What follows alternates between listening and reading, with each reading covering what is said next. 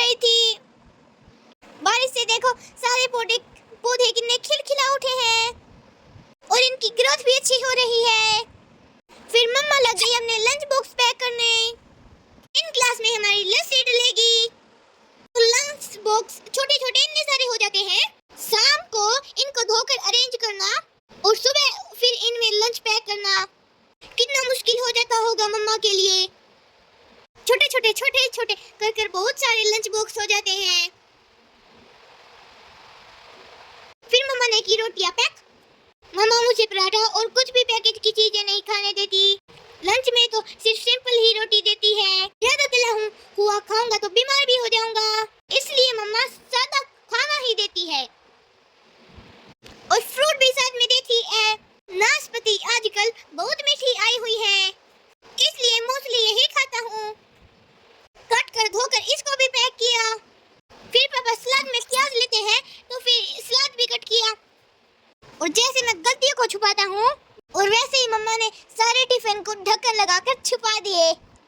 कोई मुझे बताएगा कि गलतियों पर डालने वाला पर्दा कहाँ मिलता है और कितना मीटर लेना पड़ेगा? किसी को पता हो तो प्लीज कमेंट करके जरूर बताएं। टिफिन पैक करने के बाद मम्मा ने एक फ्रिज से बनाना निकाला, उसको भी पैक कर दिया। सभी टिफिन को डाइनिंग टेबल पर रखा और मम्मा मुझे ठंडा पानी भी नहीं पीने देती। अब बारी है सभी लंच बॉक्स को कपड़े पहनाने की। सबको पैक कर दिया। ये मम्मा और मेरा लंच बॉक्स बैग है। दूसरा पापा का। इतना काम करने के बाद फिर से हमें जगाने आई मम्मा, लेकिन अब भी हमारा मन नहीं कर रहा उठने का। इन सब के चक्कर में मम्मा को लेट हो जाती है। कभी कभी तो मम्मा ब्रेकफास्ट भी नहीं कर पाती। फिर माँ के लिए चाय बनाने की तैयारी की। गैस ऑन किया और चाय पत्ती डालकर गैस पर रख दिया। फिर फ्रिज में ढूंढी गई अदरक और कूट कर इसका जूस निकाल दिया। अब आएगा चाय में स्वाद। अच्छी तरह के बाद उबलने के बाद फुल क्रीम दूध डाल दिया। बचा हुआ माल बाकी फ्रिज में रखा गया और फिर मम्मा ने अपनी ब्लैक कॉफी बनाने की तैयारी की। हनी, नींबू और कॉफी डाली। फिर इसमें गर्म पानी किया। पता नहीं मम्मा ये रोज कड़वी कॉफी पीती तो है, इसका फायदा होगा या नहीं।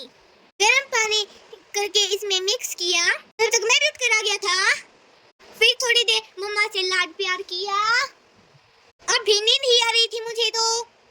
इधर माँ की चाय भी बन गई थी और मम्मा की भी ब्लैक कॉफी रेड हो गई थी। माँ जी भी नहाकर आ गई थी। डैडी भी उठ गए थे और मैं फिर से सो गया था। मम्मा ने अपनी ब्लैक कॉफी पी। माँ ने चाय बिस्किट खाए। मैंने गर्म पानी पिया। फिर मम्मा ने अलमारी से मेरी स्कूल ड्रेस निकाली। ये मेरी और पापा की अलमारी है छोटी सी। कितनी चीजें मैनेज करनी पड़ती है मम्मा को। तक पापा मुझे नहलाने लगे और मम्मा ने मेरी ड्रेस अप होने की तैयारी कर दी थी। मैं नहा कर आ गया था और मम्मा ने मुझे रेडी कर दिया। फिर मम्मा भी रेडी होकर फ्रूट खाने लगी और मैं बैग टांग कर उनका वेट कर रहा था। फिर हम चले स्कूल की तरफ। स्कूल में से आकर मैं अपनी पिंक पर झूलने लगा।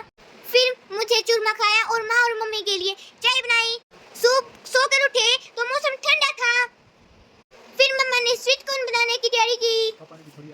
थोड़ी सी, बिल्कुल थोड़ी सी हेल्प भी पापा ने की। मक्का को पानी में उबालकर बाहर निकाला और इधर मम्मा ने मसाला रेडी किया, जिससे इसका स्वाद 4 गुना बढ़ जाता है। मेरे लिए सिर्फ नमक और नींबू ही लगाया क्योंकि मुझे ज्यादा तीखा पसंद नहीं है। फिर माँ और मम्मी ने भी मिलकर खाई।